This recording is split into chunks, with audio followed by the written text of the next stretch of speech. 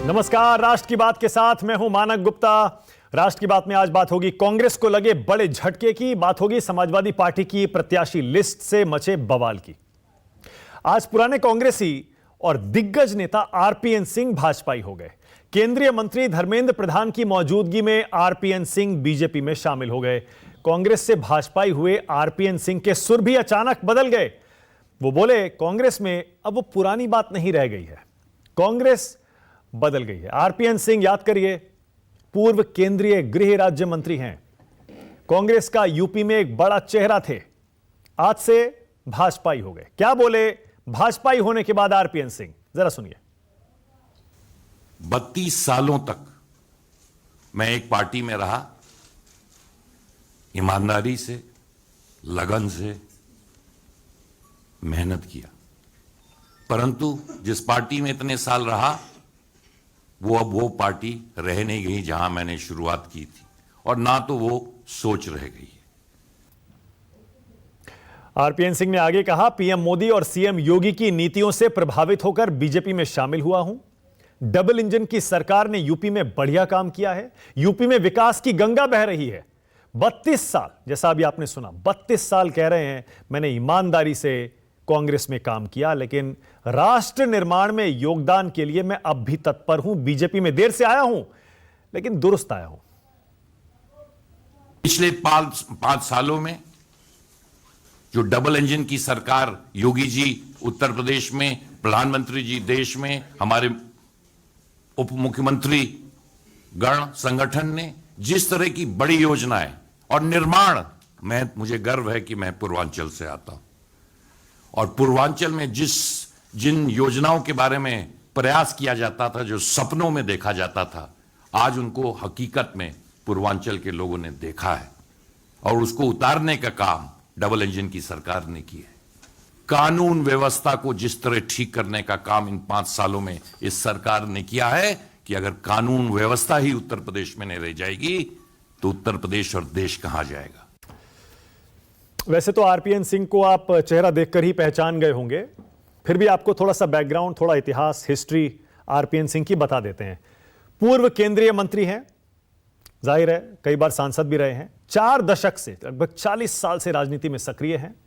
पडरौना से 3 बार विधायक रहे और 1 बार कुशीनगर से सांसद रहे हैं। पडरौना राजघराने से आते हैं आरपीएन सिंह। पडरौना विधानसभा क्षेत्र में आरपीएन सिंह का अच्छा खासा दबदबा माना जाता है, और जब यूपीए 2 सरकार थी 2009 से 2014 के बीच, वो केंद्रीय गृह राज्य मंत्री थे। फिलहाल झारखंड में कांग्रेस के प्रभारी थे। यूपी यूथ कांग्रेस के अध्यक्ष भी रह चुके हैं आरपीएन सिंह। जब मोदी लहर शुरू हुई 2014 और 2019 में, तब लोकसभा का अपना चुनाव आरपीएन सिंह हार गए थे, और आरपीएन सिंह ने आज कांग्रेस से इस्तीफा देकर बीजेपी का हाथ थाम लिया, जिसके बाद सियासत भी गर्मा गई। कांग्रेस की प्रवक्ता सुप्रिया श्रीनेत ने आरपीएन सिंह पर हमला किया और कहा कांग्रेस सच की लड़ाई लड़ रही है, और यह लड़ाई साहस और हिम्मत से लड़ी जाएगी, कायरों के बस की यह लड़ाई है नहीं। मेरा अपना मानना है कि यह जो लड़ाई है, जिस लड़ाई को कांग्रेस पार्टी लड़ रही है, और प्रियंका जी ने इसका पहले भी जिक्र किया है, यह लड़ाई बड़ी मुश्किल है, और यह लड़ाई साहस के साथ ही लड़ी जा सकती है, वीरता के साथ ही लड़ी जा सकती है, बहादुरी से ही लड़ी जा सकती है। क्योंकि यह लड़ाई आप एक दंभकारी सरकार, उनके अहंकार, उनकी एजेंसीज, पूंजीवाद, हर तरह के लांछन के खिलाफ लड़ रहे हैं, और इसको लड़ने के लिए बूता चाहिए। यह सच की लड़ाई है, यह सिद्धांतों की लड़ाई है। इसको लड़ने के लिए बूता चाहिए, इसको लड़ने के लिए वीरता चाहिए, साहस चाहिए, और जैसा कि प्रियंका जी कहती हैं, कायर इस लड़ाई को लड़ नहीं सकते। जाहिर है काफी नाराज हैं कांग्रेस के नेता, इसीलिए आरपीएन सिंह को सीधे कायर कह दिया है पार्टी छोड़ने के लिए। याद करिए जरा, आरपीएन सिंह एक लंबी लिस्ट के बाद बीजेपी में जुड़ रहे हैं। वो लंबी लिस्ट जिसमें कांग्रेस के कई नाम हैं जो हाल में पार्टी छोड़कर बीजेपी में गए हैं। ये देखिए ऊपर, ज्योतिरादित्य सिंधिया हैं, जितिन प्रसाद हैं, संजय सिंह हैं, राधा कृष्ण विखे पाटिल हैं, नारायण राणे हैं, टॉम वडक्कन हैं, रीता बहुगुणा जोशी हैं, विजय बहुगुणा, राव इंद्रजीत सिंह, तमाम नाम हैं। और जो यूथ ब्रिगेड राहुल की कही जाती थी, राहुल गांधी की, ये देखिए वो तस्वीर। राहुल गांधी की यूथ ब्रिगेड में 5-7 बड़े नेता माने जाते थे, जिनमें 4 राहुल के काफी करीबी माने जाते थे। इनमें देखिए ज्योतिरादित्य सिंधिया हैं, सचिन पायलट हैं, जितिन प्रसाद हैं और आरपीएन सिंह हैं। इनमें से 3 कांग्रेस छोड़कर, राहुल गांधी का साथ छोड़कर बीजेपी में जा चुके हैं। अब सिर्फ एक सचिन पायलट बचे हैं, वो भी बगावत कर रहे थे, याद करिए जरा, जब राजस्थान की सरकार मुश्किल में आ गई थी। अब आपको बताते हैं आरपीएन सिंह के बीजेपी में आने के मायने क्या है। माना जा रहा है स्वामी प्रसाद मौर्य के जाने से जो बीजेपी को नुकसान हुआ है, उसकी भरपाई करने की यह कोशिश बीजेपी की तरफ से है। स्वामी प्रसाद मौर्य भी पडरौना इलाके से आते हैं, वहीं से उनके चुनाव लड़ने की चर्चा है। बीजेपी आरपीएन सिंह को स्वामी प्रसाद मौर्य के खिलाफ चुनाव में उतार सकती है। स्वामी प्रसाद मौर्य और आरपीएन सिंह दोनों ही पिछड़ा समाज के वोटों पर अच्छी पकड़ रखते हैं। अब यह तो रही कांग्रेस की वजह से मचे घमासान की, लेकिन एक और बवाल हुआ है, और वो बवाल हुआ है समाजवादी पार्टी की नई लिस्ट पर। बवाल भाजपा ने मचाया है। कल अखिलेश यादव ने 159 प्रत्याशियों की लिस्ट जारी की। इनमें पिछड़ों पर दाव लगाया, एमवाई फैक्टर को पूरी तवज्जो दी। 31 मुस्लिम चेहरों पर एसपी ने दाव खेला है। 18 यादव हैं, 7 कुर्मी हैं, 7 जाट हैं, 4 निषाद हैं, 4 गुर्जर हैं, 8 ब्राह्मण हैं, 5 ठाकुर, 6 वैश्य और 2 सिख प्रत्याशी हैं, जिन्हें अखिलेश ने मैदान में उतारा है। जेल में बंद आजम खान को भी रामपुर से टिकट दिया गया है। अब्दुल्ला आजम खान को स्वार टांडा से टिकट दिया है। बीजेपी से आने वाले विधायकों को भी टिकट दिया गया है। अब जरा लिस्ट में बड़े नामों पर एक नजर डाल लीजिए, जो नई लिस्ट समाजवादी पार्टी की आई है। करहल से अखिलेश यादव चुनाव लड़ेंगे और आधिकारिक तौर पर यह लिस्ट अब जारी हो गई है, तो औपचारिक ऐलान इसे मान लीजिए। करहल से अखिलेश यादव चुनाव लड़ेंगे। जसवंत नगर से शिवपाल यादव चुनावी मैदान में उतरेंगे समाजवादी पार्टी के सिंबल पर। बेहट से उमर अली खान चुनाव लड़ेंगे। नकुड़ से पूर्व मंत्री जो हाल में बीजेपी छोड़कर समाजवादी पार्टी में आए हैं, धर्म सिंह सैनी चुनाव लड़ेंगे। सहारनपुर देहात से आशु मलिक हैं। कैराना से नाहिद हसन को ही टिकट दिया गया है। नाहिद हसन जेल में है, उनकी बहन से पर्चा भरवाया गया था, लेकिन आखिरकार नाहिद हसन को ही टिकट दे दिया है। कांट से कमाल अख्तर को टिकट दिया गया है। अमरोहा से महबूब अली और भी कई तमाम ऐसे बड़े नाम हैं इस लिस्ट में। अब लिस्ट सामने आई तो केशव प्रसाद मौर्य ने बीजेपी पर निशाना साधा। समाजवादी पार्टी की नई प्रत्याशी लिस्ट आई, ये केशव प्रसाद मौर्य कह रहे हैं एसपी की प्रत्याशी लिस्ट नई, लेकिन अपराधी, माफिया, दंगाई, भ्रष्टाचारी वही। जन जन की पुकार, फिर भाजपा सरकार। जरा एक बार सुन लीजिए बीजेपी के नेताओं ने कैसे अखिलेश की इस नई लिस्ट पर निशाना लगाया। और श्री अखिलेश यादव जी ने समाजवादी पार्टी की जो लिस्ट जारी की है, उसके आधार पर उन्होंने पूरे उत्तर प्रदेश को और उत्तर प्रदेश की 24 करोड़ जनता को शर्मसार करने का काम किया है।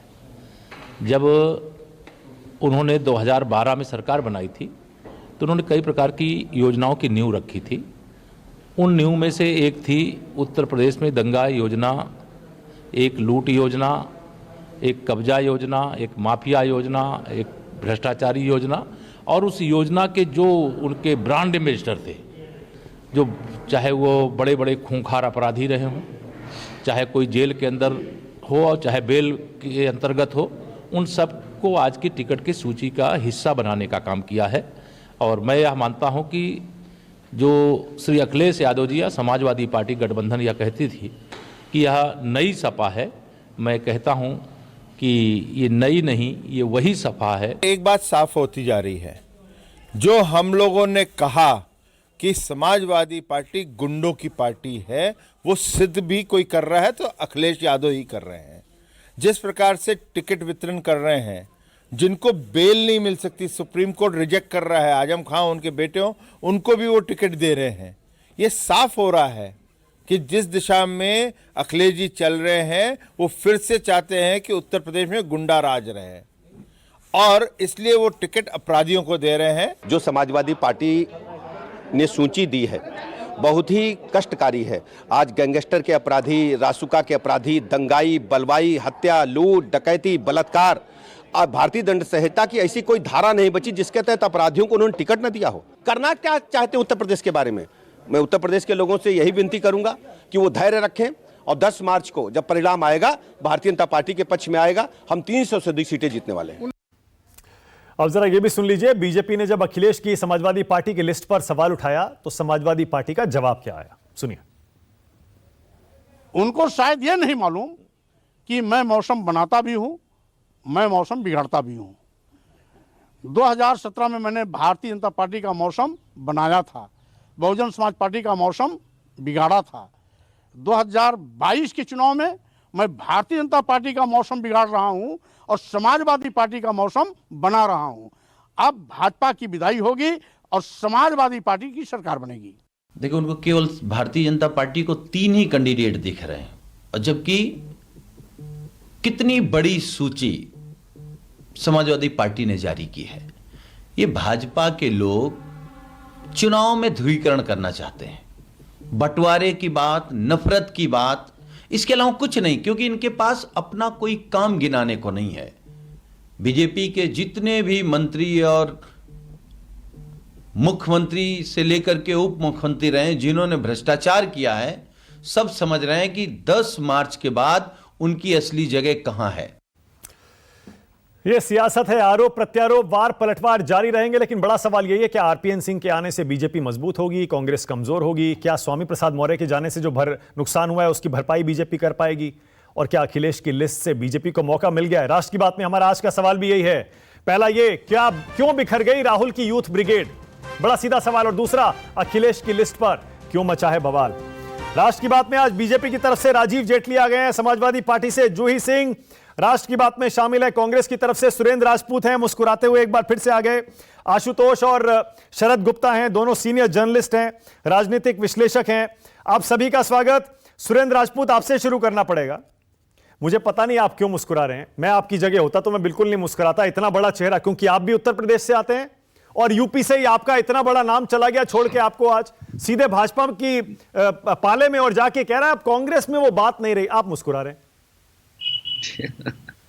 मानक भाई, भारतीय जनता पार्टी को बहुत बड़ा फायदा हो रहा है इस आरपीएन सिंह जी के ले लेने से, और उतना ही बड़ा फायदा हो रहा है जितना उन्होंने अपर्णा बिष्ट को लेकर के अपना फायदा किया। सच बात यह है कि जितना अपर्णा बिष्ट से फायदा हुआ उतना ही बड़ा इनको फायदा आरपीएन सिंह से भी हुआ। अब आगे आने वाले चुनाव में पता चल जाएगा। इतने बड़े वो कद्दावर नेता हैं, हमने तो पूरा सम्मान दिया उनको भी, उनके पिताजी को भी, मंत्री भी, राज्यपाल भी, केंद्रीय मंत्री भी इनको बनाया, सारी चीजें करी। लेकिन दुख होता है तब जब लोग पार्टी छोड़े, कोई बात नहीं, लेकिन विचारधारा के साथ अगर कोई गद्दारी करता है तो निश्चित तौर पर कष्ट होता है, और विशेष रूप से अपने निश्चित निहित स्वार्थों के लिए करता है तो वो कायर भी कहलाता है। हम आज की डेट में हमारे पास देने के लिए जो भी था, उन्हें झारखंड का प्रभारी बना रखा था, इससे ज्यादा हम कुछ कर नहीं सकते थे। इसके बाद भी अगर वो चले गए तो जाए भाई, उनको शुभकामनाएं हैं, और लड़के भी देख लें, उसी तरीके से लड़ लें, और जितना इन लोगों को फायदा होगा, कहते हैं ना कि अब तुम्हें गैर के दरबार में झुकना होगा, तुमने अपने कबीले से बगावत की है। पता चल जाएगा जो हाल अभी ज्योतिरादित्य का है, जो हाल रीता जी का है, जगदंबिका पाल साहब का है, जो हाल भारतीय जनता पार्टी में शामिल होने वाले सारे कांग्रेसियों का है, वही हाल इनका भी हो जाएगा। अच्छी बात है, एक समंदर में झूम जाएंगे। सत्ता है, सत्ता का कुछ नशा मिल जाएगा उनको, अपना चिलम फूक लेंगे, उसके बाद अपना जो होगा तब की तब देखी जाएगी। नहीं, लगी तो है सुरेंद्र राजपूत, लगी तो है। आपके जो शब्द है ना, आपके जो शब्द हैं उनमें टीस भी दिख रही है, दर्द भी दिख रहा है, और बहुत कुछ दिख रहा है, बहुत कुछ महसूस हो रहा है। लेकिन मैं ये कह रहा हूं कि ये कहने से कि कायर हैं, छोड़ गए, छोड़ जाओ, क्या फर्क पड़ता है? कब तक चलेगा यूथ ब्रिगेड? जैसा मैंने तस्वीर दिखाई, फिर से दिखाऊं क्या? आपने जो यूथ ब्रिगेड बनाई थी राहुल गांधी ने, सब बिखर गई, सब चले गए। बताइए कौन बचा? मैं बताता हूं। यूथ ब्रिगेड के लोग गए, बिल्कुल सही है। 30 हमें है, बिल्कुल सही है। दुख हमें है, बिल्कुल सही है। गलत घोड़ों पे दांव लगाया, हम बिल्कुल मानते हैं इस बात को। हमारी विचारधारा छोड़ करके लोग टीएमसी में भी गए हैं, हमने उतना अफसोस नहीं मनाया, क्योंकि विचारधारा के साथ ये लोग गद्दारी कर रहे हैं। जिस पार्टी में ये 32 साल रहे, जिस चौकीदार को ये चोर कहते रहे, जिस अमित शाह को ये तड़ी पार कहते रहे, जिस पार्टी के में जिस योगी जी को ये अपशब्द कहते रहे, आज की डेट में उन्हीं लोगों के सामने ये चाटुकारिता करेंगे, पैर छुएंगे। अब हमें यह बता दीजिए कि पूछा हमसे जाना चाहिए या इन लोगों से पूछा जाना नहीं चाहिए? नहीं नहीं, उनसे जिन भी लोगों ने- पूछा जाता है, ऐसा नहीं है, लेकिन आपसे तो पूछा जाएगा ना भाई। आपको भी मैं तो अंदर जवाब दे रहा देखना हूं। पड़ेगा कि आखिर ऐसा क्या हुआ, एक एक करके सारे छोड़ गए, एक एक मैं करके वो भी सारे। उधर मैं वो आपके भी वरिष्ठ बता- नेता G23 बना के वो नाराज बैठे हैं, यूथ ब्रिगेड एक एक करके बीजेपी में जा रही है, और आप कह रहे हैं कि ये कायर है। बताइए। मैं बताता हूं, वो भी बताता हूं आपसे। जैसे आप G23 की बात कर रहे हैं, चाहे कपिल सिब्बल साहब की बात करें, गुलाम नबी आजाद साहब की बात करें, आधिकारिक बयान उन्होंने दिया है कि जब कश्मीर में काली बर्फ पड़ेगी तब मैं भाजपा में जाऊंगा। यह बात उनका आधिकारिक बयान है, यह मेरा बयान नहीं है।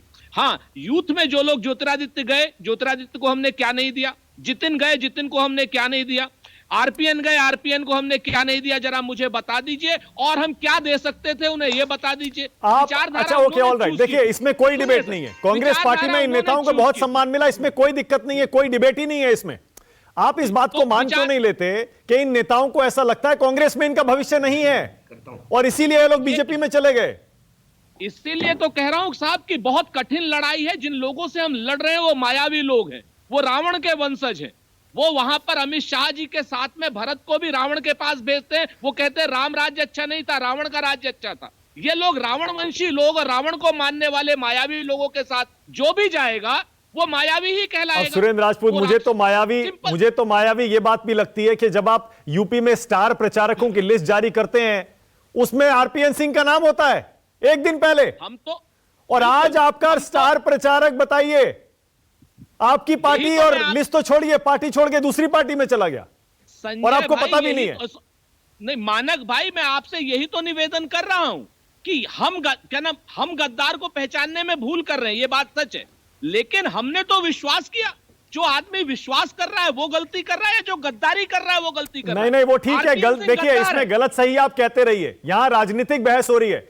मुझे ये बताइए, सर, इन सारे नेताओं को अगर ऐसा लगता है कि हमारा कांग्रेस में भविष्य नहीं है, कांग्रेस का ही भविष्य नहीं है, बीजेपी का भविष्य है और बीजेपी में हमारा भविष्य है, तो इसमें इनकी क्या गलती है, बताइए। बिल्कुल, आप सही, एकदम सही कह रहे हैं मानक भाई। ये आना जाना चला करता है। उत्तराखंड में जो भारतीय जनता पार्टी के विधायक और कद्दावर मंत्री छोड़ करके भाजपा से कांग्रेस में आ रहे हैं, उनको क्या कहेंगे? पूरी पंजाब में पूरी भाजपा साफ हो चुकी है, उसको आप क्या कहेंगे? कांग्रेस में भी, आप में भी जा रही है। गोवा में सारी भाजपा साफ होकर के उनके अपने बेटे यानी मनोहर पर्रिकर के बेटे तक को टिकट नहीं मिल रहा है, और पूरी भाजपा साफ हो रही है, उसको आप क्या कहेंगे? सच बात यह है कि ये जो अपॉर्चुनिस्टिक लॉबी है, जो बरसाती मेंढक है, इनको लेकर के आप पार्टी की विचारधारा पर बात या प्रहार नहीं कर सकते हैं। ओके। हाँ, हम ये बात मानते हैं। ओके। आज हम कमजोर हैं, हम कमजोर हैं, हाँ। लेकिन हम कमजोर रहेंगे नहीं। हाँ। हम मजबूती से अपनी ताकत से चुनाव लड़ेंगे, ठीक है। हम मजबूती से अपने विचारधारा पर बात करेंगे, और जो कायर हैं और जो गद्दार हैं और जो विचारधारा के नाम पर अपॉर्चुनिटी करते हैं, आज की डेट में उन्हें आप लोगों को उल्टा सीधा कहना चाहिए। ठीक है। आज की डेट में पॉलिटिकल अपॉर्चुनिटीज्म जो है वो एक स्मार्ट मूव हो गया है, ठीक है। गद्दारी करना एक स्मार्ट मूव हो गया है। ऐसे गद्दारों को तो आप लोगों का भी निषेध करना नहीं, चाहिए। नहीं, देखिए, ऐसा है ना, देखिए, फिर ये अगर आप ये कहेंगे गद्दार हैं, कायर हैं, तो फिर ये सब पर लागू करना पड़ेगा। देखिए, ये ना बड़ा सब्जेक्टिव हो जाता है, ये बड़ा आसान एक पार्टी के लिए हो जाता है कि जो हमारी पार्टी छोड़कर दूसरे में जा रहा है वो कायर है, वो गद्दार है, दूसरी पार्टी से छोड़ के हमारे में आ रहा है तो देखिए डूबता जहाज है, मानक भाई, इसलिए हमारी तरफ आ गया। नहीं, ये मेरा सिर्फ, ये मैं सिर्फ आपसे नहीं कह रहा हूं, ये मैं सबसे कह रहा हूं, राजीव जेटली से भी कह रहा हूं, जूही जी से भी कह रहा हूं। सिर्फ 5 सेकंड का जवाब दे दूं इसका। हाँ। हम लोग ये नहीं, हमारा ये कहना है कि आप पार्टी छोड़िए, लेकिन विचारधारा, इमरान मसूद ने भी पार्टी छोड़ी, वो समाजवादी पार्टी में गया। हाँ। उसने कम से कम भाजपा नहीं ज्वाइन की ना। हमारे तो यहाँ मतलब पर जो कांग्रेस और हमारी महिला सपा की कांग्रेस विचारधारा थी, एक है। निश्चित तौर पर 10 में से 8 पॉइंट मिलते हैं, हमारे समाजवादी विचारधारा है कांग्रेस की। अच्छा, 10 में से 8 समाजवादी मिलते अपने हैं, आप ओके। में मिलते हैं, उसी ओके, तरीके से तृणमूल से मिलते हैं। ठीक है, हमारे तृणमूल से, हमारे तमाम नेता तृणमूल में गए, हमने नहीं कहा। ठीक है, ओके, राजीव लेकिन जेटली। जो आदमी राजीव जेटली। 40 साल कांग्रेस में रहे और हाँ। उसके बाद भाजपा ज्वाइन कर ले तो राजीव कुछ जेटली, ऐसा लग रहा और है, ऐसे राजीव गद्दारों की जेटली, जगह नहीं होनी चाहिए। जो सुरेंद्र राजपूत भी शुरुआत में कह गए, उनके शुरुआती शब्द आपने सुने होंगे, ऐसा लग रहा है कि सिर्फ एक ये फोटो ऑप है, ये इवेंट है, क्योंकि यूपी में वैसे भी आरपीएन सिंह क्या करेंगे आके, इतना बड़ा नाम तो यूपी की पॉलिटिक्स में वो है नहीं, आपको भी पता है। आप सिर्फ और सिर्फ एक इवेंट इसलिए कर रहे हैं क्योंकि यूपी के चुनाव में परसेप्शन में आप पिछड़ गए हैं, आपके बहुत सारे नेता चले गए समाजवादी पार्टी में, इसीलिए आपने ये किया है, सिर्फ ये दिखाने के लिए कि नहीं हम रेस में हैं, हमारी तरफ भी देखिए बड़े लोग आ रहे हैं। नहीं, सुरेंद्र राजपूत जी ने तो अपनी ही जो स्टार प्रचारक की लिस्ट है उस पर उंगली उठा दी कि कितने उसमें से नकारा, निकम्मे, बिना काम के लोग ऐसे हैं जिनके कोई राजनीतिक अस्तित्व नहीं है, वो इनके स्टार प्रचारक हैं। ये तो उन्होंने खुद ही उंगली उठा दी। और दूसरा इन्होंने कहा हमने गलत घोड़े के ऊपर दाव लगाया। अरे भाई, गधे पे बैठ के घोड़े के दाव नहीं लगाए जाते हैं, गधे से उतर के लगाए जाते हैं। आपने दाव ही गलत लगाया। आपका कहने का मतलब ये है आपने गधे के मुंह में डाल दिया पैसा और बोला जाके जाके दाव लगा के आइए। तो मतलब या तो आपके जो गधा है दाव लगाने वाला, या तो उसमें कमी है या घोड़ों में कमी, किसी एक में तो कमी है। अब वो कमी तो का जो विश्लेषण करना है वो तो आपको खुद करना है। तो आज हाँ नहीं, क्या कह रहे थे? मैं मानिक जी की आवाज खोली एक बार, ये रिस्पॉन्ड करना चाहते हैं। हाँ सुरेंद्र भाई, हाँ बोलिए। सुरेंद्र क्या कह रहे हैं आप, बोलिए जी। मैं ये कह रहा था, ये तो अभी 10 मार्च के बाद पता चल जाएगा गधा कौन है और घोड़ा कौन है, और किस गधे ने किस घोड़े पर दांव लगाया, किस घोड़े ने गधे पर दांव लगाया। अभी आप चिंता मत करो, आप जितनी माला पहना रहे हो पहनाते रहो, 10 मार्च के बाद आप सबको खदेड़ोगे। हाँ मतलब समझ गए ना, मतलब समझ गए। राजीव एक सेकंड, समझ गए ना आप सुरेंद्र राजपूत का इशारा किधर है? वो कह रहे हैं हो सकता है आरपीएन सिंह अगर पडरौना से लड़े अपनी सीट भी शायद ना बचा पाए। नहीं, मैंने तो आपसे, मानक जी, कभी आपने देखा किसी प्रवक्ता को ये कहा हो कि इनकी आवाज थोड़ा सा ऊंचा करिए, इनको बोलने दीजिए? मैंने गधा बोला था, मैं सोच रहा था शायद आप बोलेंगे चोर की दाढ़ी में तिनका नाम भी ले जाएंगे कि भाई हमारे आपने कैसे बोल दिया उनको। चोर की हाँ नहीं, आप मैंने सोचा था आप बोलेंगे ऐसा कैसे बोल दिया आपने उनको, लेकिन आपको भी समझदारी, आपके पास समझदारी है, आपको मालूम है कि इसका नाम नहीं लेना है। इतनी लंबी दाढ़ी है नहीं कोई बात नहीं, मैं समझ पा रहा हूं। मैं तो केवल आपके स्टार प्रचारकों की लिस्ट के बारे में सोच रहा हूं। अब जो बचे हुए स्टार प्रचारक है उनके ऊपर आपने उंगली उठा दी है कि भैया सब निकम्मे लोग हैं, हमने तो ऐसे उठा करके बना दिए थे। अब ये जब चुनाव में जाएंगे तो इनको गंभीरता से मत लीजिएगा, और वैसे भी हमारी पार्टी को कोई गंभीरता से ले नहीं रहा। दूसरी बात, इन्होंने कहा कि हमारी और सपा की विचारधारा एक जैसी है।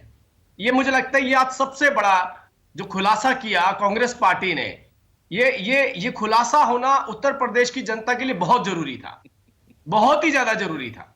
हम एक ही विचारधारा पे चलते हैं, हमारा एक ही वोटर है और हमारे एक ही सोच है। तो आप सोचिए, खतरा उत्तर प्रदेश की जनता को केवल सपा से नहीं है, कांग्रेस से भी बराबर। खुल के कहिए राजीव, थोड़ा खुल के बोलिए। कांग्रेस से, मैं खुल के ही बोल रहा हूं। हाँ। कांग्रेस से भी बराबर है। सपा तो अभी 2 दिन की पार्टी है, इन्होंने तो अभी विचारधारा पकड़ी है कांग्रेस वाली।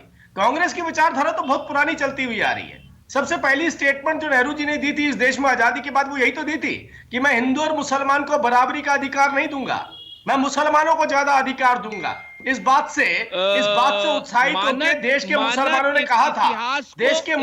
ने कहा था, पंडित जी, नेहरू जी, हम आपका धन्यवाद करते हैं, ये जो ओहदा आपने हमें दिया है, ये ओहदा है, इसे हम कभी राजीव एक मिनट, क्योंकि देखिए आपने अब नेहरू जी को कोट किया है।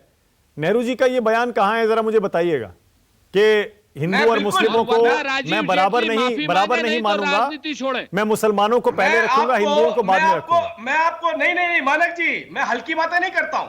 मैं इसी डिबेट में बयान का डेट, बयान का दिन, बयान किस वक्त में किसको दिया गया ये भी देके जाऊंगा, और अभी देके जाऊंगा। हो सकता है अगले पैनलिस्ट में जब ये बात रखेंगे उससे पहले मैं आपके पास ये जानकारी ठीक है, डन। मैं आपको बताता हूं, सुनिए, मैं आपको बताता हूं एक किताब है, ये देखिए आप, ये इस किताब के अंदर ही किसने लिखी है? सुरेंद्र राजपूत जी, ये आपके सबसे चहेते हैं, इनकी किताब में बकायदा कोट किया गया है इस बात को। अब छोड़िए, मैं ये कह रहा हूं कि मैं आपको पहले पता करके जाऊंगा। अब मैं दूसरी बात कह रहा हूं, या तो ये नेहरू जी ने कहा था कि मैं इस देश के अंदर माफी मांगे। माफी क्या, मैं आपको किताब गिफ्ट कर दूंगा, आप ही ने तो लिखी, हमने थोड़ी लिखी है। अरे ये किताब हम तो पसंद नहीं करते इनको, ये तो आपकी तारीफों के कसीदे इसके अंदर देखे जा सकते हैं, वो नहीं बताया। नेहरू जी के बहुत अब मैं आ रहा हूं दूसरी बात पे, दूसरी बात के मानक आपके यहाँ पर इस तरीके की भाषा नहीं, बिल्कुल ठीक है। राजीव कह रहे हैं कि अब जब पैनल आगे बढ़ेगा तो ये बाकायदा बता के जाएंगे किताब में किसने लिखा है, कहां लिखा। ठीक है, ओके, ऑल राइट, ओके, आगे बढ़ते हैं, अभी शो में बहुत टाइम है। बोलिए, जानकारी आपके पास नहीं है राजीव, असल मुद्दे पे आइए। उत्तर प्रदेश में नहीं मानक भाई, ये उत्तर प्रदेश में चुनाव लड़ने जा रहे हैं, इन्हें भी वही वोटर चाहिए जो सपा को चाहिए। अरे भाई, कोई ग्राउंड तो होना चाहिए आपके पास बोलने के लिए कि हमने आपके लिए जो किया वो उत्तर सपा ने कभी करा ही नहीं, सोचा भी नहीं होगा। आप बताएंगे तो सही उत्तर प्रदेश में उस वोटर को जाकर, अरे हमने तो आपके लिए पूरे हिंदू समाज को ठुकरा दिया था, हमने तो आजादी के बाद से सारे अधिकार आपको दिए थे। हम तो जब हिंदू कोड बिल लेकर के आए तो हमने पहली बात कही थी हिंदू और मुसलमान को बराबरी का अधिकार नहीं मिलेगा। आप बोलिए ना, जाकर आप हिंदू कोड बिल का विरोध इसीलिए आपका करते हैं। वोट घट रहा है, अपने वोट को बढ़ाइए थोड़ा सा। भाजपा हिंदू कोड अपने बिल वोट का को विरोध बढ़ाइए, आप करती है। गिफ्ट मत देते रहिए। आप उपहार भाजपा स्वरूप जो हिंदू समाजवादी कोड बिल का पार्टी को दे विरोध रहे करती हैं है। उसका असली माननीय हकदार तो आप हैं। भाजपा क्या समाजवादी हिंदू पार्टी तो कोड बिल सेकेंडरी का है उसके विरोध अंदर। करती है? भाजपा कह रहे क्या हैं? हिंदू कोड बिल का विरोध करती है? मैं आपसे ये कह रहा हूं, हिंदू कोड बिल की बात नहीं कर रहा हूं। मैं उस भाजपा क्या कोटेशन हिंदू को, मैं उस कोड कोड बिल को का डाल रहा विरोध हूं। करती मैं उस है? कोड को डाल रहा हूं जिसमें नेहरू जी ने कहा था, मैं हिंदू और भारतीय मुसलमानों जनता का बराबरी का पार्टी अच्छा अधिकार सो नहीं दूंगा। राजीव आगे बढ़ते हैं, राजीव आगे बढ़िए, अब हो गया, ऑल राइट। अरे कहां नेहरू जी पे बार बार आप चले जाते हैं, आगे आइए ना। अरे 21 में आइए, आज पे आइए। मुझे ये बताइए, मैंने ये पूछा आरपीएन सिंह क्या वाकई इतने बड़े नेता हैं? कल तक तो नहीं थे, आज अचानक इतने बड़े नेता हो गए कि यूपी में वो आपके लिए लाखों वोट ले आएंगे। सुरेंद्र राजपूत कह रहे हैं शायद अपनी सीट भी नहीं बचा पाएंगे वो। आरपीएन सिंह या तो बहुत ही बड़े नेता है, अगर राजपूत जी के हिसाब से वो बड़े नेता नहीं है तो कांग्रेस में कोई नेता ही नहीं है, क्योंकि इन्होंने कहा जो कांग्रेस पार्टी से निकल जाता है उसका अस्तित्व खत्म हो जाता है या उसका कोई वजूद नहीं होता। मतलब हमने जो स्टार प्रचारक बनाया था, उनको स्टार प्रचारक बनाया था, तब भी उनमें कोई दम नहीं था, उनके कहने से कोई वोट नहीं मिलने वाला था। तो बताइए, उसी स्टार प्रचारक की लिस्ट में जितने नाम दिए हुए हैं आपने, अब सोचिए उनके आधार पे आप कितने वोट लेने वाले हैं, बताइए तो सही। अगर मैं आपको एक हाइपोथेटिकल क्वेश्चन पूछ लूं कि आप मुझे ये बताइए कि जो आपके स्टार प्रचार, हो सकता है माना कीजिए कल को कोई और भी आने वाला हो, मैं इसलिए बोल रहा हूं, मैं पहले अच्छा पूछ रहा हूं अच्छा इनसे कि अगर अच्छा फिर इशारा दे रहे हैं, सकता है इनका अभी उस लिस्ट में से और लोग तोड़ेंगे आप। प्रचारक भी हमारे साथ आने वाला हो, तो आज इनसे पूछिए उस लिस्ट में से और बताइए कौन से ऐसा व्यक्ति है जिसे आप समझते हैं इसकी जूही पॉलिटिकल सिंह, अस्तित्व ऑल नहीं है, राइट, इनका ओके राजनीतिक जूही अस्तित्व सिंह, नहीं है। ओके जूही जी, 2 सवाल जी, और दोनों पर मैं चाह रहा हूं एक साथ बोलिएगा। सबसे पहले तो राजीव जेटली जो कह रहे हैं उस पर बोलिएगा कि अभी तो शुरुआत है। अपर्णा यादव आपके यहां से गई, आरपीएन सिंह कांग्रेस से चले गए, राजीव जेटली कह रहे हैं अभी तो और लोग बहुत सारे आएंगे बीजेपी में। असली हवा का रुख यूपी का अब पता चलेगा। और दूसरा, इनको आपकी कल की लिस्ट से बड़ी आपत्ति है, आप जेल में बंद लोगों को चुनाव लड़ा रहे हैं, अपराधियों को, दंगाइयों को, माफिया को। मानक जी, और ये जेल में जो लोग होने चाहिए उनको चुनाव लड़ा रहे हैं। ऐसे मुख्यमंत्री हैं जिन्होंने खुद अपनी कलम से अपनी सीबीआई को मना किया है कि मुझे चार्जशीट मत करो। केशव प्रसाद मौर्य की बात मैं सुन रही थी, कितने मुकदमे उनमें लगे हैं और संगीन मुकदमे लगे हैं, अच्छी तरह जानते हैं बेल किसने ली है। संगीत सोम, सुरेश राणा, कपिल देव अग्रवाल, उमेश मलिक, दिनेश खटेक, नंद गोपाल नंदी, धनंजय सिंह माफिया जो क्रिकेट खेल रहे थे, उनकी पत्नी जिला पंचायत अध्यक्ष, इनके सपोर्ट से बनी है। साथ ही ब्रिजेश सिंह माफिया बनारस में एक बड़ा चला रहे हैं, भ्रष्टाचार का आरोप और वसूली का आरोप। थोड़ा मुख्यमंत्री उधर देख लें। हमारी लिस्ट पर टिप्पणी ये कर सकते हैं, हमें जिसको मनाए उसको चुनाव हम लड़ाएंगे जब तक किसी के ऊपर जुर्म साबित नहीं हो जाता।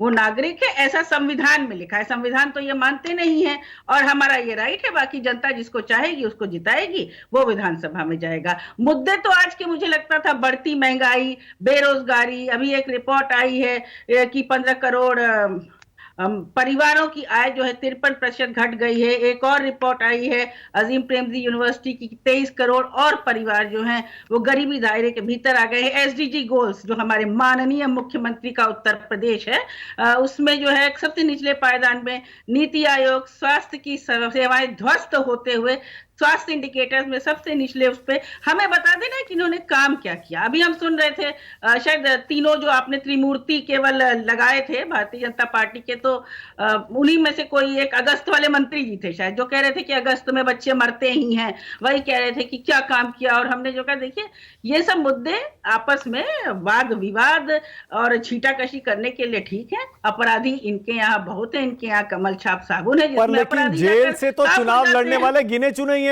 जेल से किसी को आप कैसे चुनाव लड़ा सकते हैं जिसको बेल नहीं मिली हो? मानक जी, आप अपराध साबित कर दीजिएगा तो चुनाव वैसे ही नहीं लड़ेगा। बाकी जिसको चुनाव लड़ना होगा वो बिल्कुल लड़ेगा और जनता चाहेगी तो वो वोट करेगी।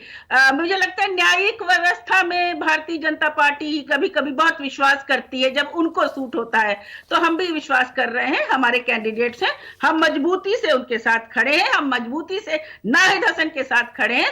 और उनकी अगर बहन प्रचार कर रही है तो जेटली साहब चले जाए ना, इनके तो विधायक जगह से भगाए जा रहे हैं गांव से। वीडियो बहुत आ रहे हैं, जो ये लोग वीडियो व्हाट्सएप यूनिवर्सिटी में चलाते हैं, हम नहीं चलाते। मतलब आप ये कह रहे हैं कि आप उल्टा इसको ऐसा मुद्दा बनाएंगे कि आपके लोगों को जानबूझकर फंसाकर जेल में भेजा गया, आप इसको उल्टा मुद्दा बनाएंगे, आप ये कह रहे हैं? हम उल्टा मुद्दा और उनको नहीं कोर्ट से बनाते हैं। जमानत भी नहीं मिली। जी जी मानक जी, ये जो वो सरकार है, ये वही सरकार है जिसने अपने लोगों को चिन्हित करके उन पर से संगीन मुकदमे, इंक्लूडिंग मिस्टर चिन्मयानंद, संगीन मुकदमे वापस लिए थे। ये वो सरकार है जिसने कुलदीप सिंह सेंगर के परिवार को बार बार टिकट दिया, जब तक दबाव विपक्ष का या बहुत सारी आवाजें नहीं मिली कि क्यों आप उनके परिवार को टिकट दे रहे हैं, जब उस तरह के आरोपित थे। तो इनके बारे में मैं इस विषय पर बात ही नहीं इनको करना 3 नाम पर ज्यादा आपत्ति है। नाहिद हसन का आपने जिक्र कर दिया, दूसरा आजम खान है, तीसरे आजम खान के बेटे हैं अब्दुल्ला आजम। इन 3 नामों पर इनको ज्यादा आपत्ति है। और केशव प्रसाद मौर्य तो कह रहे हैं, जैसे मैंने सुनवाया भी था, वो कह रहे थे सपा की प्रत्याशी लिस्ट नई, लेकिन अपराधी, माफिया, दंगाई, भ्रष्टाचारी वही।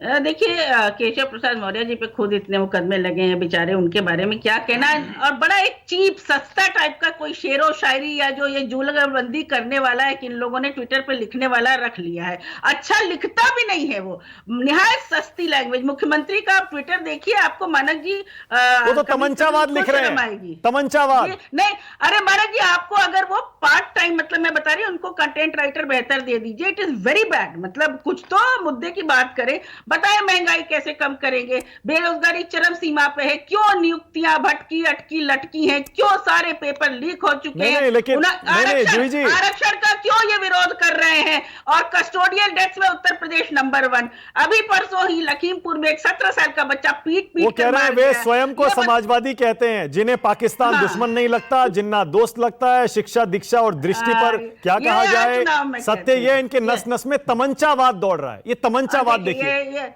हर चुनाव में कहते हैं। आज के दिन में आप से पहले भी बहुत संजीदा विषय पर बात हो चुकी थी। ये बात सही है कि चीन हमारे बॉर्डरों पर अतिक्रमण कर रहा है, और अवश्य ये आवश्यक है, महत्वपूर्ण है। इस पे हमने भारतीय जनता पार्टी, देखिए आप जेटली जी, अगर आपको मुस्कुराहट आ रही है लोगों की मौत पर, लोगों की महंगाई पर, लोगों की भूख पर, इस बात पर कि ग्लोबल हंगर इंडेक्स पे हम जो है 110 नंबर में हो गए, भूखमरी बढ़ रही है, महंगाई बढ़ रही है, तो ये आपकी पार्टी का सही चरित्र है।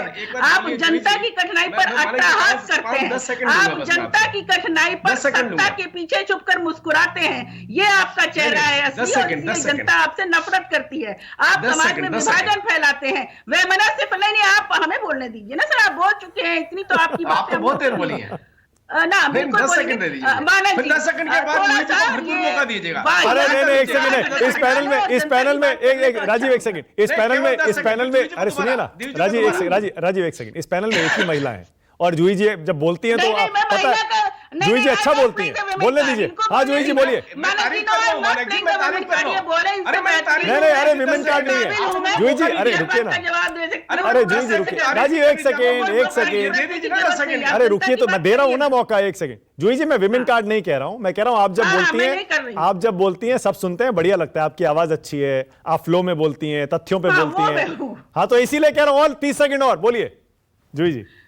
नहीं 10 सेकंड मेरे, फिर 50 सेकंड राजीव आ रहा हूं, उसके बाद 10 सेकंड बस, आ रहा हूं उसके बाद 10 सेकंड। अरे फिर उसके बाद आप मानक जी मुझको मौका नहीं देंगे ना, जूही जी को मैं इसलिए कह रहा हूं 10 सेकंड पहले मुझे दे दीजिए। अच्छा ओके, जूही जी, राजीव कुछ पूछना चाह रहे हैं, उनका जवाब दे दीजिएगा। हाँ बोलिए राजीव, बोलिए 10 सेकंड बोलिए राजीव जी। अब जूही जी आप एक छोटी सी, आपसे हाथ जोड़ के विनती है मेरी, मैं 10 सेकंड में बोलूंगा। बहुत अच्छा, नहीं सुनिए, आप बहुत अच्छा बोलती हैं, बहुत अच्छी हैं। मैं आपसे बोलूंगा अगले 50 सेकंड में आप बता के जाइएगा कि हम वापिस आपको वही सरकार देंगे जो समाजवादी पार्टी के वक्त पे उत्तर प्रदेश में थी। ये हम अपने मैनिफेस्टो में लिख के जाएंगे। सुनिए, सुन तो लीजिए ना, आप मेरी बात सुनिए, बात तो सुन लीजिए। ऐसे बीच में देखिए, देखा इसे कहते हैं जिसको अपनी पार्टी की नीतियों में विश्वास ना हो, तभी को अच्छा बता रहा था मैं कि जिन्हें इस बात से ये बोलने में भी अच्छा नहीं लगता कि मैं वैसी सरकार वापिस देंगे। अच्छा जूही जी जवाब दे रही है, बोलिए राजीव एक सेकंड, जूही जी बोल, हाँ जूही जी बोलिए। हाँ, 2012 से 2017 में जो सरकार चली, वो सरकार हम आपको और उन्नति पथ पर ले जाते हुए देखें। 10 रानी लक्ष्मीबाई सम्मान, Agra expressway, Purvanchal expressway, cancer hospital, हर जिले में 500 बेड का शिशु और मातृत्व हॉस्पिटल, समाजवादी पेंशन योजना, लोहिया आवास, साथ ही बिजली सस्ती मिले और बिजली के नए संसाधन हमने 7 जो है पावर प्लांट यहाँ लगाए, मोदी जी वही जिनमें से देंगे बहुत जो हम सारे दे शुरू चुके भी हैं। हो चुके हैं। मोदी जी वही देंगे 225 वैसी किलोवाट सरकार का की क्लीन कसम दे एनर्जी, चुके ग्रीन हैं। Energy okay alright, okay one जो सेकंड, कन्नौज में लगा था। ओके वन इतना सेकंड, आने वन की क्या बात? सेकंड, एक सेकंड, एक Samsung सेकंड, ओके जूही जी एक सेकंड, जूही जी एक सेकंड, अब मैंने सबसे ज्यादा टाइम आपको दे दिया। जूही जी एक सेकंड रुके, मुझे अपने दो एक्सपर्ट्स के पास भी जाना है। राजीव, लेकिन एक सवाल जो जूही जी ने उठाया और आपको जवाब देना चाहिए, जिन प्रत्याशियों पर आपराधिक मुकदमे चल रहे हैं उनकी कमी किसी पार्टी में नहीं है। वरना अगर आपको यकीन ना हो, राजीव मुझे पता है पार्टी के प्रवक्ता हैं, पढ़ लिख के आते हैं, आप अपनी यूपी बीजेपी की वेबसाइट एक बार चेक कर लीजिए, क्योंकि इलेक्शन कमीशन का नियम है, निर्देश है, आपके जिन प्रत्याशियों पर मुकदमे चल रहे होंगे आपको अपनी वेबसाइट पर डालना पड़ेगा। आपकी यूपी बीजेपी की वेबसाइट पर वो सारे नाम पड़े हुए हैं और उनमें कुछ बड़े मंत्रियों के नाम भी हैं। राजीव, ऐसे में आप समाजवादी पार्टी की लिस्ट पर नाम सवाल कैसे उठा सकते हैं? जूही जी ने जितने भी नामों को कोट किया, वो सब लोग कहीं ना कहीं उन बेचारों की लड़ाई लड़ रहे थे जिनकी उत्तर प्रदेश में सुनवाई नहीं होती थी। बहुसंख्यक समाज से आते थे, बहुसंख्यक समाज से आते थे। और जूही जी के जो भी नाम है, अरे हम तो कहते हैं, अरे मैं भी बोलता हूँ, आप भी बोलिए, हमने जो लड़ाई लड़ी। अरे जूही जी एक सेकंड, जूही जी एक सेकंड, अरे बड़ी इंटरेस्टिंग बात कह रहे हैं राजीव जेटली। जूही जी वन सेकंड, अरे जूही जी एक सेकंड रुकेगा। हाँ राजीव बोलिए, आपने क्या कहा? हम कह रहे हैं हमने जो बेचारा बहुसंख्यक जिसकी सुनवाई बेचारा बहुसंख्यक सरकार के अंदर उत्तर प्रदेश में नहीं होती थी, उसकी लड़ाई लड़ते अगर हम जेल भी जाते हैं तो हम जेल जाएंगे जूही जी। लेकिन आप बोलिए कि हम भी वही कैंडिडेट लेके एक एक करके, वन बाय वन, जूही जी एक एक करके, वजह से वो माहौल वापिस बनेगा जिनमें आपके कैंडिडेट के ऊपर फिर से मुकदमे दायर किए जाएंगे। आप भी बोल के जाइए, हम तो जेल जाने के लिए तैयार है। बोलिए हम भी कैंडिडेट लाएंगे। आप जेल में से निकाल के ला रहे ना। आज आदिल चौधरी ने क्या बोला? आदिल चौधरी ने बोला, अरे हमारी सरकार आने दीजिए, उसके बाद दिखा देंगे इनका क्या हिसाब करना है हमने। तो आप तो अभी सरकार आई नहीं, पहले से चुनौती दे रहे हैं। जो आपके प्रत्याशी हैं वो खुल के बोल रहे हैं कि हम सफाया कर देंगे यहाँ पे। अरे उनके लिए लड़ाई लड़ेगा। ओके, बेचारे बहुसंख्यक, अरे ऐसे मत बोलिए भाई, बुरा मान जाएंगे लोग। एक मिनट, ऐसे बेचारा मत बोलिए। एक तो राजीव जेटली, बेचारा बहुसंख्यक कभी नहीं था और कभी होगा नहीं, और कोई भी नहीं होता बेचारा, इस तरह मत बोलिए। नहीं है मानक जी, अब नहीं है। अच्छा, पहले कभी नहीं था, बेचारा ही और न रहेगा, केवल आप ही बेचारा। Okay, Ashutosh and Sharad Gupta, all right. पहले आशुतोष आपके पास आ रहा हूं। मैं चाह रहा हूं आशु, पहले इस पे थोड़ा आरपीएन सिंह पर बोलिएगा। क्या वाकई बीजेपी जितना बड़ा इसको बना रही है, वाकई इतना बड़ा ये बीजेपी के लिए a shot in the arm है, या जैसे मैंने पहले कहा ज्यादा फोटो ऑप लगता है? दो चीजें मैं बोलूंगा।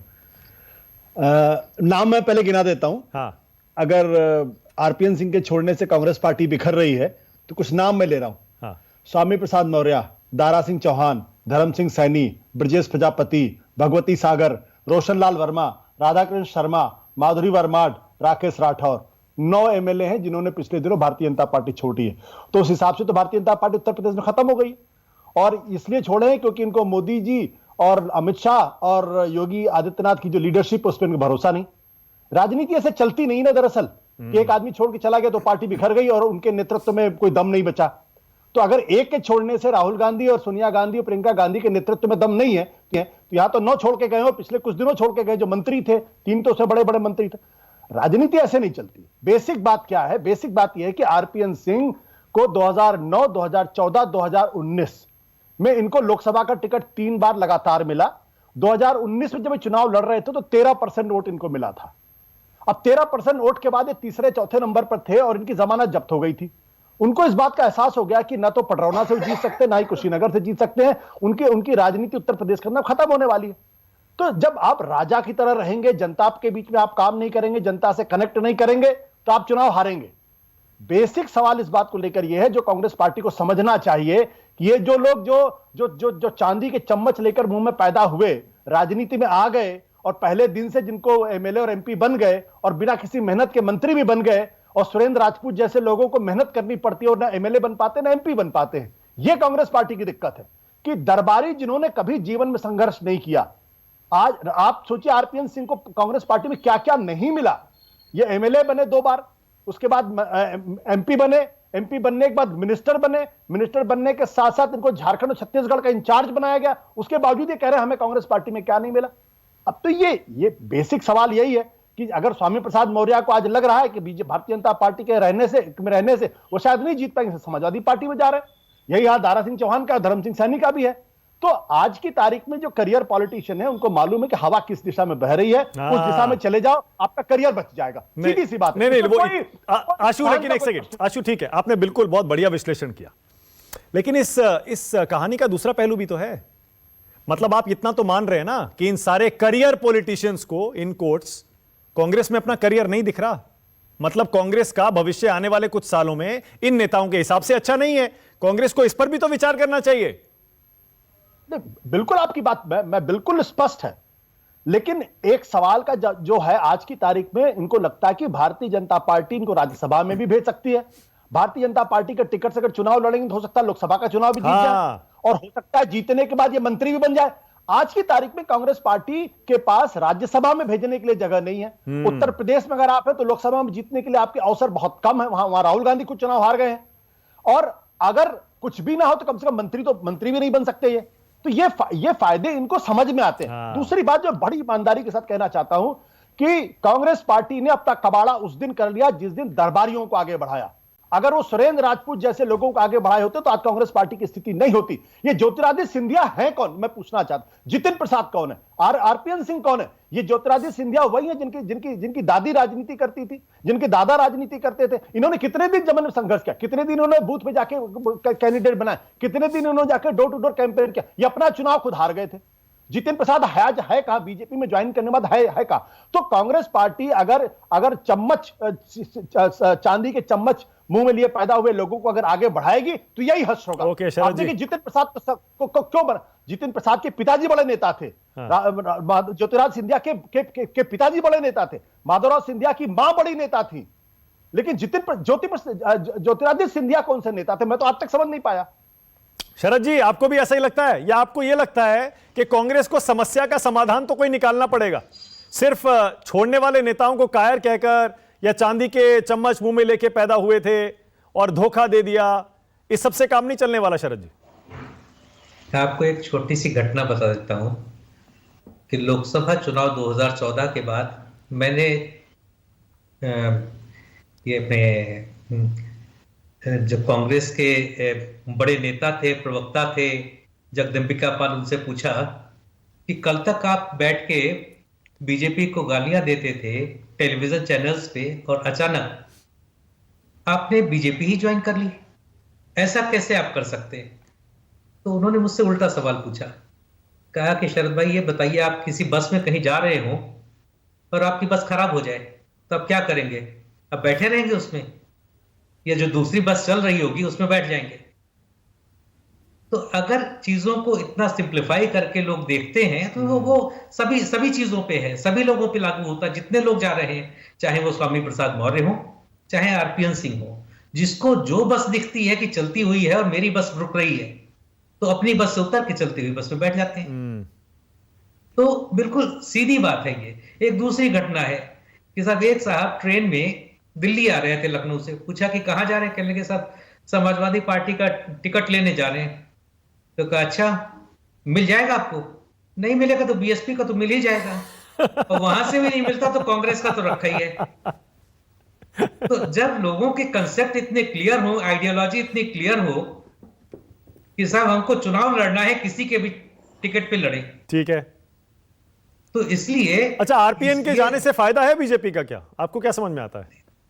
देखिए अभी बिल्कुल क्लियर बता दिया आशुतोष जी ने कि भाई जब 2019 में जमानत जब्त हो गई, 3 बार से जीते नहीं, उनका भविष्य कुछ दिख नहीं रहा है और आगे भी भविष्य नहीं है। मतलब उनको दिख रहा है कि मेरी बस रुकी हुई है, इसके बाद ये बस कहीं चलने वाली नहीं है। बस चल जाए भले ही, लेकिन उनका भविष्य फिर भी नहीं होगा। तो इसलिए उन्होंने कहा भाई जहां बस चल रही है, डिलक्स है, एयर कंडीशनड है, तो उसमें चलो। तो सीधी बात है, तो इसलिए वो वहां चले गए। और वैसे भी वो ओबीसी को बिलोंग करते हैं, सैंतवार जाति से हैं, और जो कुर्मी के आसपास आती है कहिए, और इतने पिछड़े गए हैं, तो बीजेपी को लगा कि एक पिछड़ा नेता लेना चाहिए।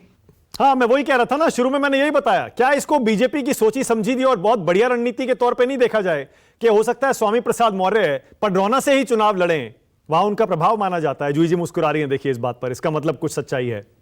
और बीजेपी वहीं से आरपीएन सिंह को उतार दे, बड़ा तगड़ा मुकाबला हो जाए और हो सकता है स्वामी प्रसाद मौर्य हार जाएं अगर बीजेपी मजबूत है और ग्राउंड पर उसकी कोई लहर चल रही है। सोचिए जरा शरद जी, तो कितना अच्छा कदम इसको माना जाएगा, न सिर्फ आरपीएन के लिए बल्कि बीजेपी के लिए भी। देखिए, अगर कल को आसमानी टूट के गिर जाए तो हम क्या कर लेंगे? तो अगर क्या हो जाए तो भविष्य में अगर भविष्य में पॉलिटिक्स में भविष्य में आप नहीं प्रिडिक्ट कर सकते कि क्या कल क्या होगा। हो सकता है जीत ही जाए, लेकिन जो उनका ट्रैक रिकॉर्ड अभी आशुतोष जी ने बताया 2009, 2014, 2019, तो उसके बाद उनका ट्रैक रिकॉर्ड मुझे लगता तो नहीं कि वो स्वामी नहीं, लेकिन नहीं शरद जी, आपने कहा उनकी बस खराब हो गई, तो खराब बस में तो ठीक है उन्होंने छोड़ दिया। अब वो जो नई बस में बैठे हैं जो एयर कंडीशनड है, बहुत बढ़िया चलती है, नया इंजन है, तो हो सकता है उस बस में मंजिल तक पहुंच जाए। क्या दिक्कत है? नहीं, लेकिन उसमें भी तो दिक्कत है। उसमें दिक्कत अभी जूही जी आपको बता रही थी। तब लोग सुन भी रहे थे उसको, लेकिन जूही जी को बोलने नहीं दिया गया कि भाई जितने वीडियोस आ रहे हैं वो देख के सच में बीजेपी को चिंता होनी चाहिए कि आखिर एमएलएस को उनके क्षेत्र में क्यों नहीं घुसने दिया जा रहा है, क्यों विरोध हो रहा है। और जो तमंचे की बात है वो भी एक देखा कि साहब एक बुलंदशहर के बीजेपी के नेता थे, उनको लोगों ने घेर रखा था और वो अपने कार में तमंचा लेके बैठे हुए थे। तो तमंचे की पार्टी तो देखिए, पॉलिटिक्स में सब बाहुबली ही आज, जिसके पास पैसा है, जिसके पास ताकत है, वही चुनाव लड़ सकता है। जिसके पास ताकत नहीं है, जिसके पास पैसा नहीं है, वो आज चुनाव नहीं लड़ सकता। अच्छा, आशु कुछ कहना चाह रहे थे। आशु, हाँ बोलिए। नहीं, अभी आपने आरपीएन सिंह के ओबीसी की बात की, तो मानक ईमानदारी की बात है, आज मुझे पता चला कि ओबीसी नेता है। अभी तक तो मैं समझता था कि वो राजा थे और ठाकुर थे। तो ये जो अचानक किसी की जाति लोग डिस्कवर कर लेते हैं, उसके ऊपर राजनीति, ऐसे राजनीति चलती नहीं है।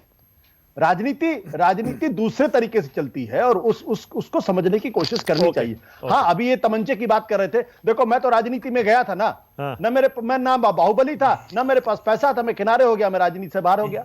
तमंचा होता तो शायद मैं भी राजनीति में रहता। राजीव जेटली रिस्पॉन्ड करिए, बोलिए राजीव जेटली। नहीं, मैं पहले तो ये बात बोलूंगा, ये बात बिल्कुल सच है कि कुछ इलाके ऐसे हैं जहां पर सपा का गढ़ है, सपा के समर्थक बैठे हैं, और मैंने जिनको कोट किया थोड़ी देर पहले, जिनकी लड़ाई नेहरू जी ने भी लड़ी थी, सपा भी लड़ रही है और कांग्रेस भी लड़ रही है, उनके कुछ लोग नहीं चाहते हैं कि भारतीय जनता पार्टी के विधायक या मंत्री उन इलाकों में घुस पाए। लेकिन एक कोई बात नहीं जूही जी, अगले और 5 साल के बाद देखिएगा माहौल बदला हुआ नजर आए आपको। और मैं आपको मानक जी बात बोलना चाहता हूँ, मेरे को ट्विटर पे बहुत मैसेज आ रहे हैं, कुछ गालियां भी लिखी जा रही है मेरे बारे में कि जो आप बात कोट कर रहे हैं वो झूठी थी।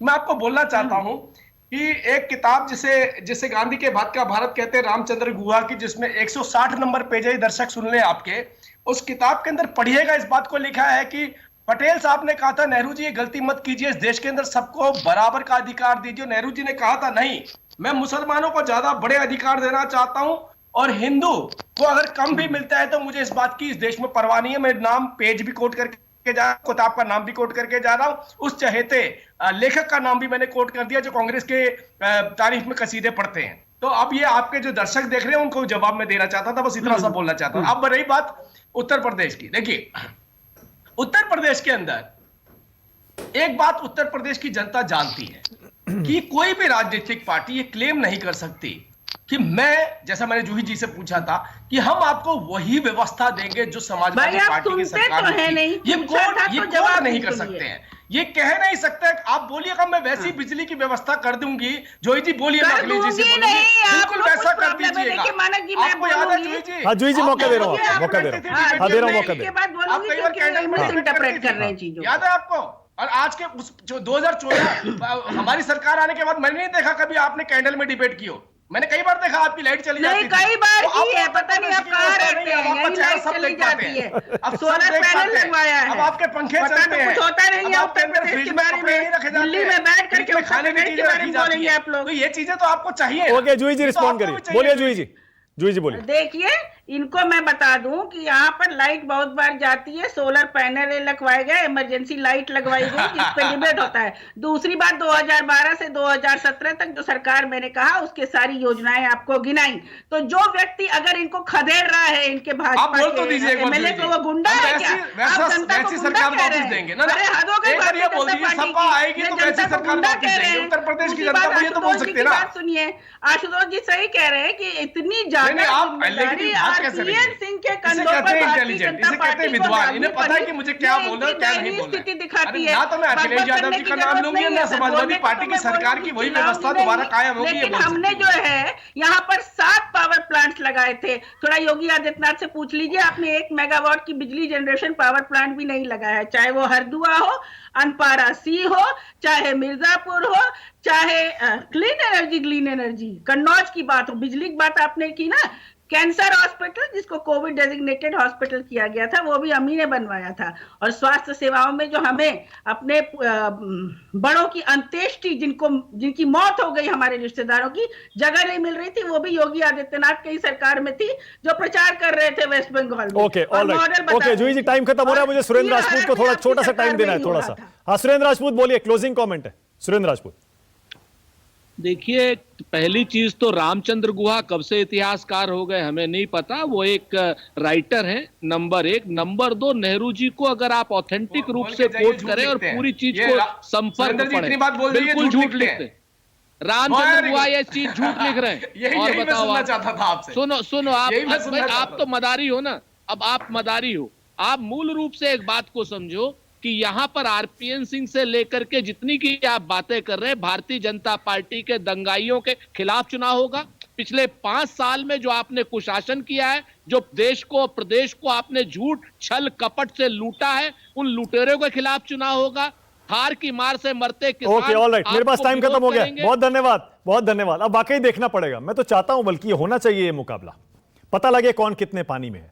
पडरौना से स्वामी प्रसाद मौर्य के खिलाफ अगर वो वहां से लड़ते हैं, आरपीएन सिंह को वहीं से चुनाव लड़ना चाहिए और देखना चाहिए कौन जीतता है। बहुत धन्यवाद राजीव जेटली, सुरेंद्र राजपूत, जूही सिंह, शरद जी, आशुतोष, थैंक यू। छोटा सा ब्रेक ले रहा हूं, खबरें जारी हैं। नमस्कार, मैं हूं मानक गुप्ता। अगर आपको हमारा ये वीडियो पसंद आया हो तो इसे लाइक और शेयर जरूर करें, और हां, हमें सब्सक्राइब और फॉलो करना ना भूलें, ताकि आप देश और दुनिया की कोई खबर मिस ना करें। तो जुड़े रहिए हमारे साथ और देखते रहिए News 24।